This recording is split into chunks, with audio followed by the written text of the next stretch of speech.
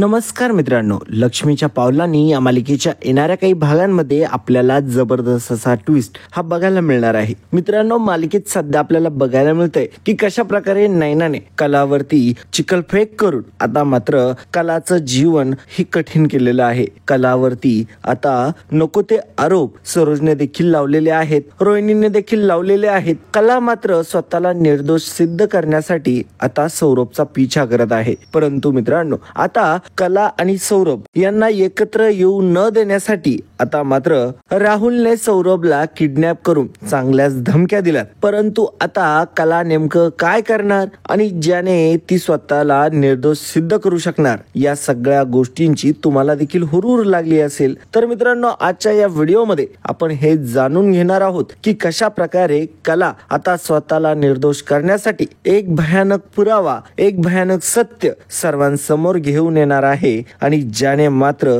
रोहिणी आणि राहुलचा देखील पर्दाफाश होणार आहे आणि सोबतच नैनाचा देखील. त्यानंतर मात्र घरामध्ये कलाची जास्त चालणार आहे आणि कला आता मात्र या सगळ्या आरोपांमधून निर्दोष सुटून अद्वैतच्या मनावरती राज्य करत सरोजचा पान उतारा करणार आहे. तर मित्रांनो, तुम्ही अजूनही व्हिडिओला लाईक केलेलं नसेल तर तेवढं लाईकचं बटन दाबा आणि सोबतच ते सबस्क्राईबचं बटन देखील दाबा, जेणेकरून आम्हाला प्रेरणा मिळेल असेच नवनवीन व्हिडिओ बनवण्यासाठी. तर मित्रांनो, वेळ वाया न घालवता चला व्हिडिओला सुरुवात करूया. फक्त अट एकच आहे, हा व्हिडिओ शेवटपर्यंत बघायचा आहे. चला तर मग व्हिडिओला सुरुवात करूया. मित्रांनो, ज्या वेळेस आता कला ही सौरभला शोधण्यासाठी घराबाहेर पडलेली असते त्यावेळेस मात्र तिच्यासोबत अद्वैत देखील असतो. अद्वैत आणि कला यांच्यामध्ये छोट्या एका गोष्टीवरून वाद होतात. ते म्हणजे जेव्हा अद्वैत हा कलाचा पिछा करत असतो त्यावेळेस मात्र कलाने अद्वैतला खोटं सांगितलेलं असतं की ती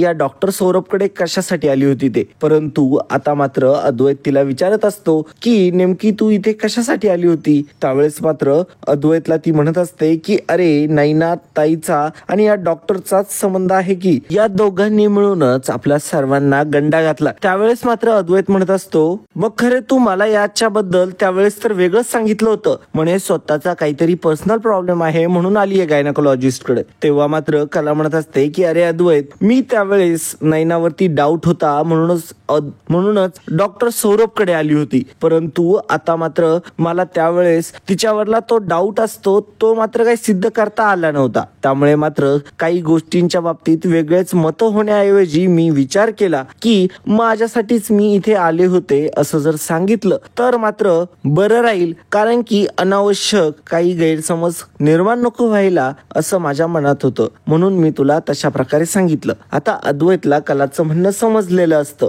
नंतरून आता दोघेही घरी जाण्यासाठी जेव्हा निघालेले असतात त्यावेळेस मात्र अद्वैत आता ऑफिसला जाणार असतो. परंतु कला म्हणते की तू जा पुढे, मी आता मागून येते. त्यावेळेस मात्र अद्वैत पुढे गेलेला असतो. कला आता पाठीमागे थांबलेली असते. कलाने आता लक्ष ठेवलेलं असतं की सौरभ कधी घरी येतो आणि मग सौरभवरती लक्ष ठेवून तिच्या आता निदर्शनात आलेलं असतं की तिला डॉक्टर सौरभ म्हणजेच नैनाचा डॉक्टर आता कलाला दिसलेला असतो. मात्र कलाच्या निदर्शनात डॉक्टर सौरभ म्हणजेच नैनाचा डॉक्टर आता आलेला असतो. त्यावेळेस मात्र कला त्याचा पिछा करत असते. सौरभने देखील कलाला बघितलेलं असतं. सौरभ लगेचच तिथून पळ काढत असतो, कारण की राहुलने सौरभला चांगलंच धमकवलेलं असतं, चांगलंच बमकवलेलं असतं आणि सांगितलेलं असतं आता मी जसं सांगेल तसंच पुढे वागायचं, नाहीतर मात्र गाठ माझ्याशी आहे. नंतरून विचार करायला सुद्धा वेळ देणार नाही, तुला कायमचा गायब करून टाकेल मी. अशा भयानक धमक्या आता राहुलने या सौरभला दिलेल्या असतात. सत्य समोर येईल, सोबतच नैनाचं देखील सगळं सत्य समोर येईल आणि कला निर्दोष सिद्ध होईल. त्यावेळेस मात्र कला सोबत चांदेकर काय वागतील आणि सर्वांचं सत्य समोर आल्यानंतर आबा या सगळ्यांना घराबाहेर काढतील का? तुम्हाला काय वाटतं कमेंटद्वारे नक्की कळवा. हा सेकंडवालाच प्रश्न घे मध्ये टाक. कला मात्र त्याचा पिछा करत असते, परंतु तो मात्र पळण्यास तरबेज असतो. त्यामुळे त्याने लगेचच रिक्षामध्ये बसून लगेचच पळ काढलेला असतो. परंतु कला काही कमी नसते. कला लगेचच दुसऱ्या रिक्षावाल्याच्या रिक्षामध्ये बसते आणि लगेचच सौरभच्या रिक्षाच्या समोर येऊन गाडी आता आडवी लावायला सांगते. आणि मग काय आता कलाने डायरेक्टली सौरभला आता वाटेतच अडवलेलं असतं आणि आता सौरभ आता आता कलाच्या हाती लागलेला असतो. कला आता सौरभची गच्ची पकडते. खाली उतरलेल्या कलाने मात्र आता रौद्र रूप धारण केलेलं असतं आणि आता कला सौरभला विचारत असते, परंतु सौरभ काही सत्य बोलायला तयार नसतो. सौरभ ऑलरेडीच आता राहुलमुळे प्रचंड घाबरलेला असतो. राहुलने दिलेल्या धमक्या आणि आता कला मात्र त्याला जाब विचारत असते की तू असं वागलास तर वागलास का बरं, आणि या सगळ्यामध्ये नेमका कोणाचा हात होता, या सगळ्या प्रश्नांची उत्तरं आता कला विचारत असते. परंतु सौरभ मात्र काय ऐकायला तयार नसतो. आता मात्र अद्वैत जेव्हा पाठीमागे पुन्हा कलाकडे बघण्यासाठी आलेला असतो त्यावेळेस मात्र त्याला दिसत असतं की कला कुणाशी तरी वाद घालते. त्यामुळे मात्र अद्वैत लगेचच आता कलाच्या पाठीमागे तिथे आलेला असतो. कलाला विचारत असतो की हा कोण आहे आणि तू काय करते. तेव्हा मात्र आता अद्वैतला सगळं काही सत्य आहे ते आता कला सांगत असते. तेव्हा मात्र कला म्हणत असते की चांदेकर हाच आहे तो डॉक्टर ज्याने नैनाचे खोटे रिपोर्ट्स मला दिले होते आणि सगळी जी बनावट जी गोष्ट आहे ती यानेच माझ्या पुढे रचली होती. इतक्या दिवस मला यांनी सगळ्यांनी बनवलं. खरं तर मी स्वतः खात्री करायला गेले होते. ज्यावेळेस मला नैनावरती डाऊट आला होता तेव्हा सुद्धा मला म्हणे की बाळाची वाढ एकदम योग्य झालीये, काळजी करण्यासारखं कोणतंही कारण नाही, आणि जे काही नैनाताई वागते ते मात्र तिच्या आत्ताच्या या सिच्युएशन मुळे वागते. म्हणजे बघ ना या डॉक्टरने किती बनवलं मला, आणि बघ आपल्याला सुद्धा यांनी सगळ्यांना फसवलंय. तेव्हा मात्र अद्वैत आता जास्त चिडलेला असतो. अद्वैत लगेचच कलाला म्हणत असतो की खरे तू आता याला मला माझ्या ताब्यात दे, मी बघतो याला काय विचारायचं आणि कसं विचारायचं ते. अद्वैत लगेचच आता सौरभची गच्ची पकडतो आणि तो आता अद्वैत सौरभला विचारू लागतो. परंतु सौरभ काही बोलायला तयार नसतो. हे नेमकं काय झालंय, कसं झालंय, कोणी केलंय याच्याबद्दल काहीही बोलायला तयार नसतो. कारण की आता मात्र एका बाजूला असतो तो राहुल आणि दुसऱ्या बाजूला असतो तो अद्वैत, आणि आता याच्यामध्ये मधल्यामध्ये भरडला जात असतो तो सौरभला आता चांगलंच अद्वैत बंकून काढतो. अद्वैतला आता खूप राग आलेला असतो. अद्वैत म्हणत असतो की तू डॉक्टर म्हणायच्या लायकीचा सुद्धा नाहीये. अरे तू जर असं लोकांना फसवत असशील आणि या सगळ्या गोष्टी करत असशील तर तू डॉक्टर का म्हणून घेतो स्वतःला, असं आता बरंच काही अद्वैत बोलू लागतो. अद्वैतला आता प्रचंड राग आलेला असतो. सौरभ आता एक्स्ट्रा अद्वैतला बोललेला असतो. त्यावेळेस मात्र अद्वैत मागचा पुढचा आता काहीही विचार करत नाही आणि सौरभला दणादण कुटायला सुरुवात करतो. आणि मग काय आता एक मोमेंट अशी येते की सौरभ म्हणतो की थांबा मी माझं सगळं काही सत्य आहे ते तुम्हाला सगळ्यांना सांगतो, तुम्ही फक्त मला मारू नका ना प्लीज. तेव्हा मात्र अद्वैत म्हणतो की तुला जर माझा मार खायचा नसेल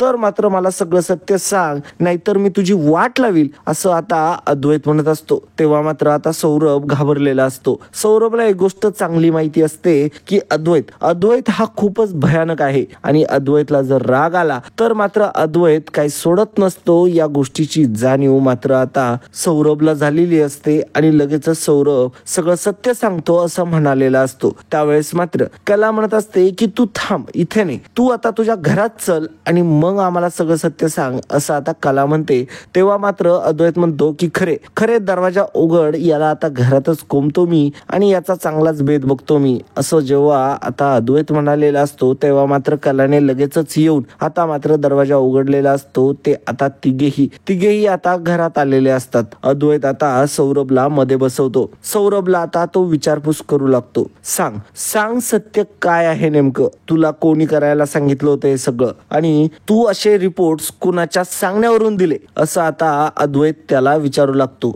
आता मात्र सौरभला एक गोष्ट आठवू लागते की मला हे सगळं काय सांगायला लावलंय हे आता राहुलने त्याला ऑलरेडी सांगितलेलं असतं. मग त्याला आठवतं राहुल त्याला म्हणालेला असतो की तुला जर जिवंत राहायचं असेल ना डॉक्टर, तर मात्र तुला मी सांगतो तसंच बोलायचंय. तुला जर कधी कोणी विचारलं की हे सगळं कुणाच्या सांगण्यावरून केलं तर मात्र तुला सर्वांसमोर एकच सत्य बोलायचंय की हे फक्त आणि फक्त कलानेच करायला सांगितलंय, असं सगळ्यांना सांगायचं जेणेकरून सगळा जो दोष आहे तो कलावरती देखील येईल. तेव्हा मात्र आता सौरभ लगेचच म्हणू लागतो की मला हे सगळं तर कलानेच करायला सांगितलंय. तेव्हा मात्र आता अद्वैत घाबरलेला असतो. अद्वैतला सुद्धा हादरा बसलेला असतो. आता कला म्हणू लागते की सौरभ तू काय बोलतोयस हे, अरे माझा आणि तुझा काही संबंध तरी होता का? अरे तू त्या नैनाला भेटायला यायचा, नैनाशीच बोलायचा, मला काही माहित नव्हतं, तू असं कसं काय बोलू शकतो? तुम्ही माझ्यावरती का आळ घेतलाय? मला ही गोष्ट लक्षात येत नाहीये. तेव्हा मात्र आता कला प्रचंड संतापलेली असते.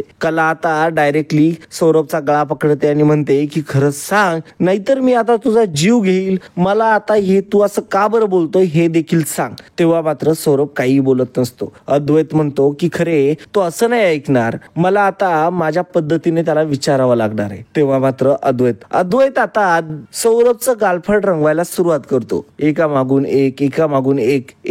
एक आणि म्हणत असतो की जोपर्यंत तू सत्य सांगत नाही ना मला, तोपर्यंत मी आता शांत बसणार नाही. तुझ्या चेहऱ्यावरून एक गोष्ट तर मला समजलेली आहे, खरे कधीही असं वागू शकणार नाही, खरे कधीही माझ्याशी अशा प्रकारचं खोटं कधी बोलणार नाही, याची मला पूर्ण जाणीव आहे. तेव्हा मात्र तुला जर आता बोलायचं असेल तर सत्य बोलण्याशिवाय तुझ्याकडे कोणताही उपाय उरलेला नाहीये. तेव्हा मात्र तू माझ्याशी खरं बोल, असं आता अद्वैत चांगल्याच धमक्या देत सौरभला बोलत असतो. सौरभ आता चांगलाच हादरलेला असतो. राहुलने देखील आधी बमकवलेलं असतं. आता मात्र अद्वैतला सौरभच्या चेहऱ्यावरला माराचा आधीचाच जे काही मार दिलेला असतो त्याचे निशाण दिसतात. त्याच्या अंगावरती, शरीरावरती जे काही मारामुळे पडलेले ज्या काही गोष्टी असतात त्या दिसतात. मग अद्वैत आता मात्र सौरभला विचारत असतो, मला खरंच सांग सौरभ, काय चाललंय नेमकं? तुला याआधी कोणी मारलंय का? त्यावेळेस मात्र आता सौरभ काही बोलायला तयार नसतो. सौरभ म्हणत असतो की तुम्ही मला काही विचारू नका, मी सत्य काय आहे ना ते ऑलरेडी सांगितलंय. तेव्हा मात्र अद्वैत म्हणतो की सौरभ, हे बघ, मी तुला सोडून देईन, तू मला फक्त सांग तुझ्यासोबत काही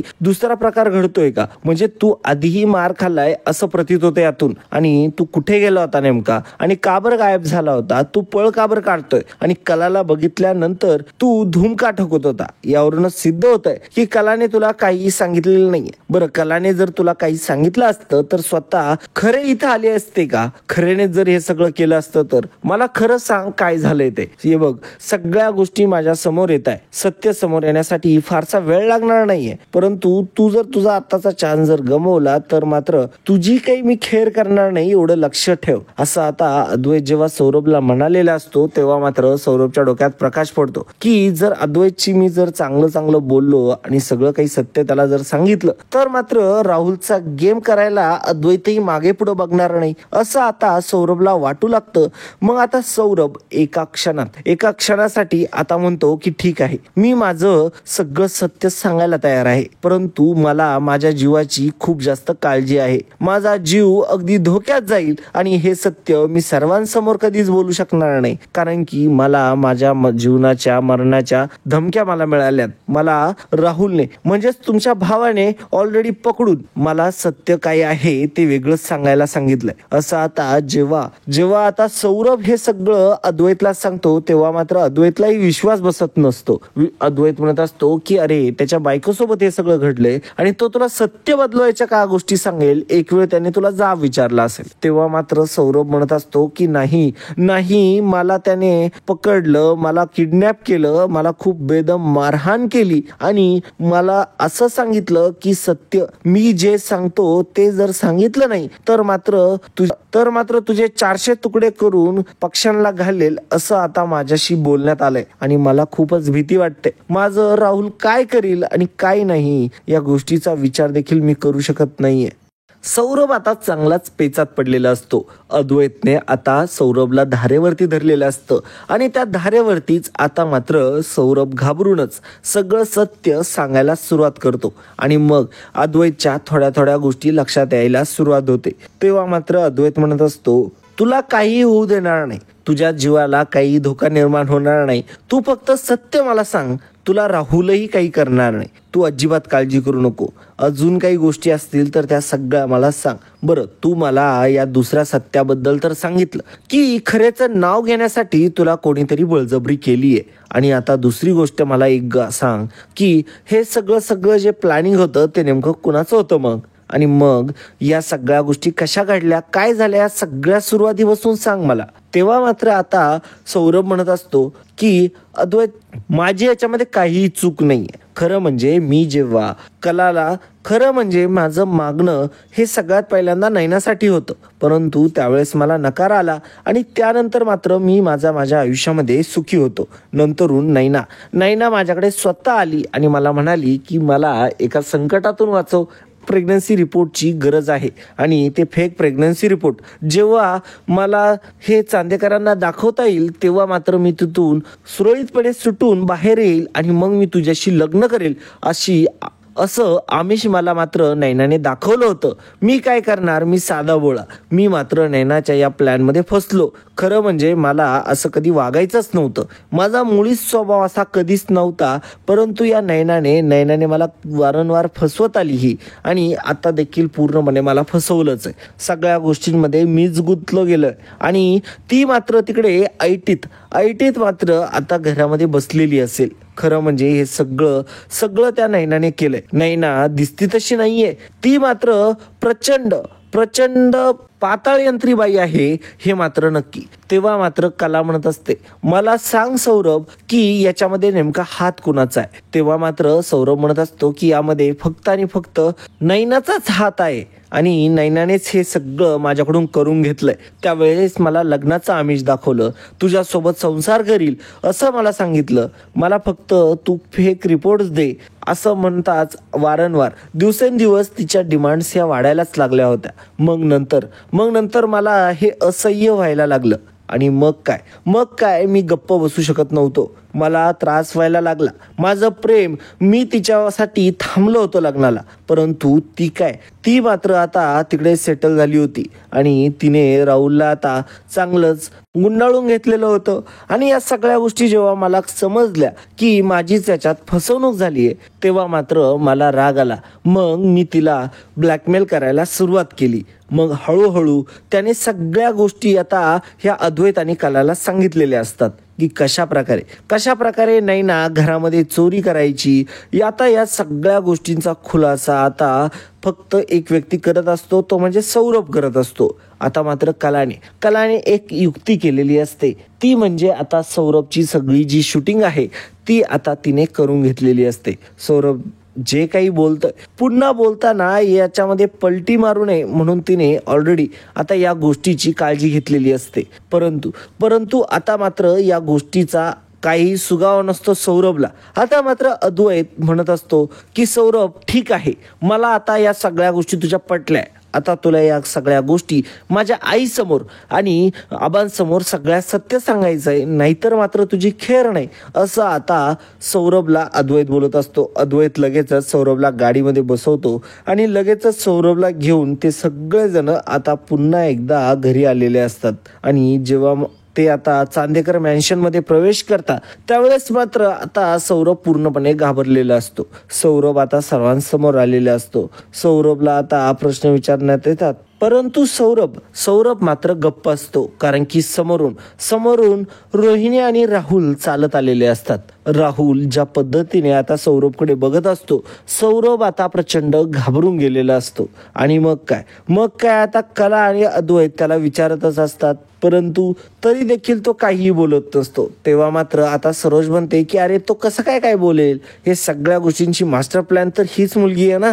तेव्हा मात्र अद्वैत म्हणत असतो की नाही आई तू थांब. तेव्हा मात्र आता अद्वैत खूप जास्त प्रयत्न करतो आणि आता सौरभला त्याने सांगण्यात यश मिळवलेलं असतं की तुला काही होणार नाही, तू अजिबात काळजी करू नको, तू इथे कोणालाही घाबरू नको, तू फक्त सत्य सर्वांना सांग. तेव्हा मात्र आता सौरभने पलटीच मारलेली असते. सौरभला आता असं वाटत असतं की मी जर सत्य सांगितलं तर मात्र राहुल माझा जीवच घेईल, नाहीतर माझं काही खरं नाही असं आता सौरभ असा विचार करू लागतो. सौरभला अद्वैतने विचारलेलं असतं की सत्य सांग. तेव्हा मात्र आता लगेचच सौरभ सगळं सत्य सांगायला सुरुवात करतो आणि म्हणत असतो की या सगळ्या गोष्टींमध्ये याच्यामध्ये मास्टर प्लॅन जर कोणाचा असेल तर तो कला खरेचा आहे. कला खरेनेच मला असं वागायला लावलं, बोलायला लावलं. आता मात्र दोघांनाही प्रश्न पडलेला असतो. तेव्हा मात्र अद्वैत आणि कला दोघेही विचार करू लागलेले असतात की नेमकं हे झालं तर झालं काय. आता मात्र दुसरा कोणताही पर्याय उरलेला नसतो. राहुलला आनंद होत असतो, रोहिणीला आनंद होत असतो,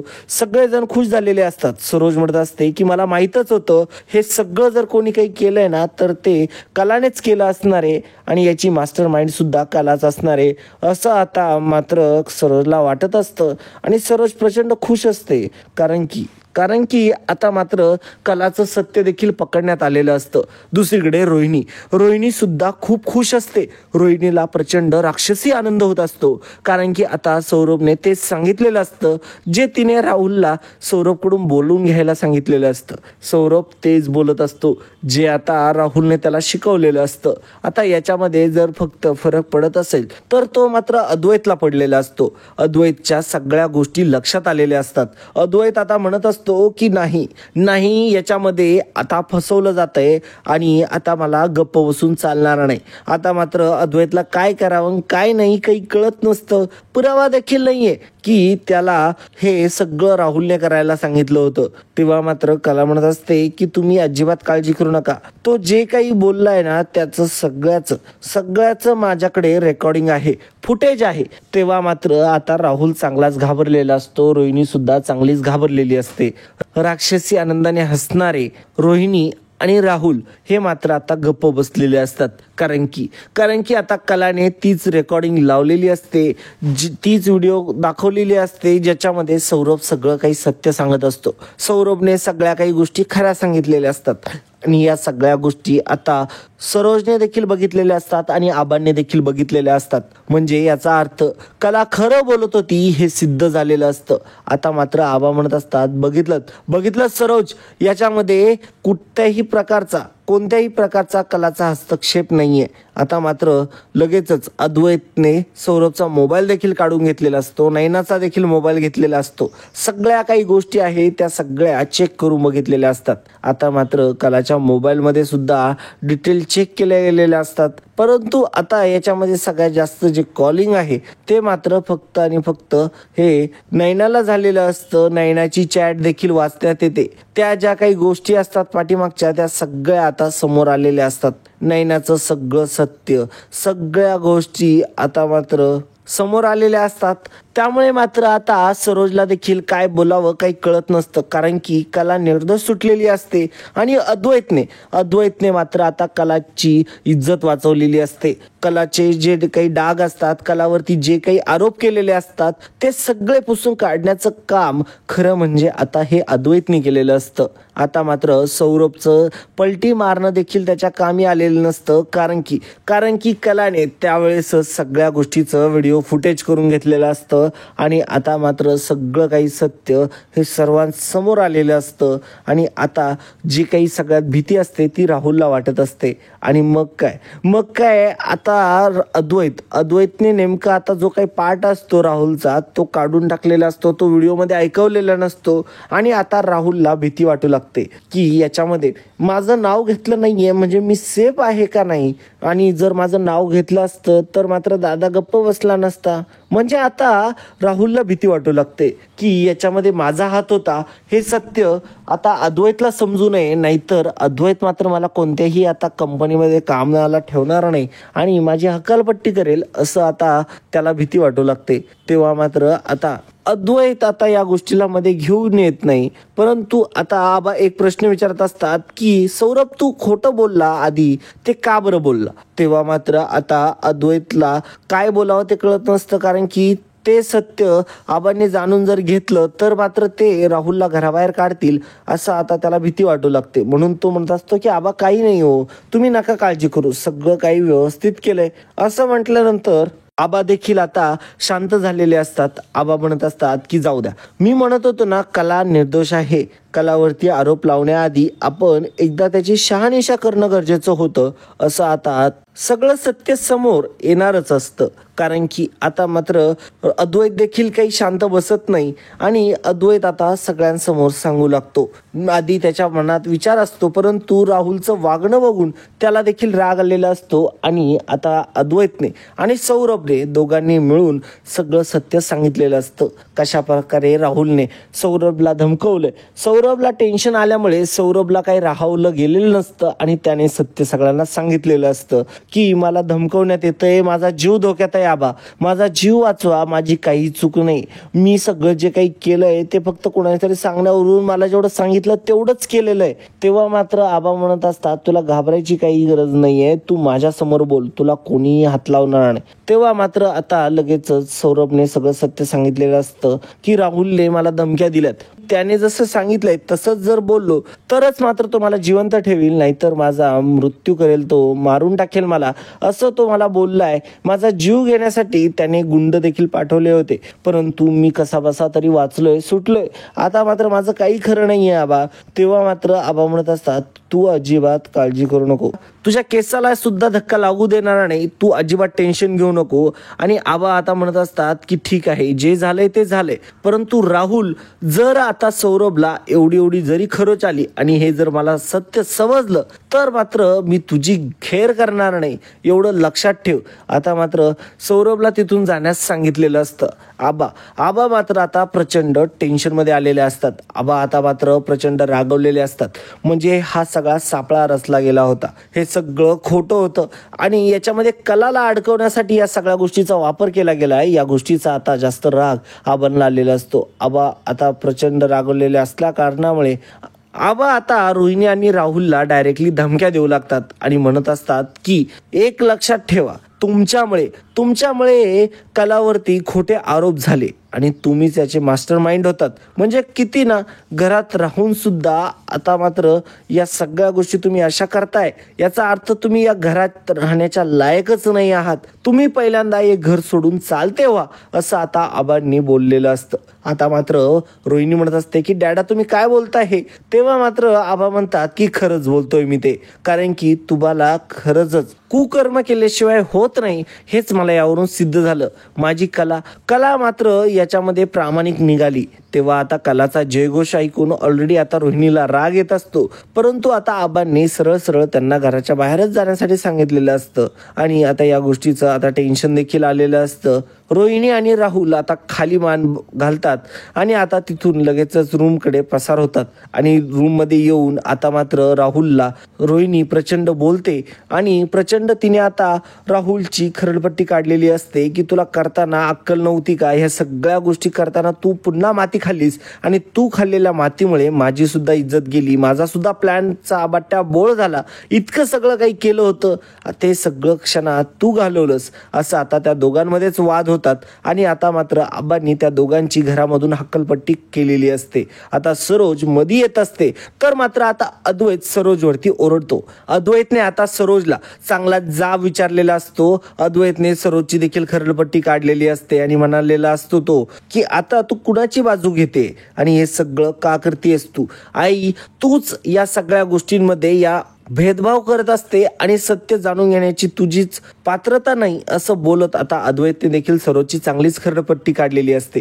तर मित्रांनो, तुम्हाला हा एपिसोड कसा वाटला? आता हे सत्य समोर आल्यानंतर काय घडणार आहे? नैना आता घरामध्ये राहील की नाही, अशा बऱ्याच गोष्टींचा उलगडा अजून होणार आहे. तर पार्ट 2 बघण्यासाठी पार्ट 2 अशी कमेंट करा, जेणेकरून तुम्हाला नेमकं काय होणार आहे हे आम्ही तुम्हाला सांगू शकू. तर मित्रांनो, आजच्यासाठी इतकंच. पुन्हा भेटूया पुढच्या भागामध्ये. तोपर्यंत जय हिंद, वंदे मातरम, जय महाराष्ट्र, धन्यवाद.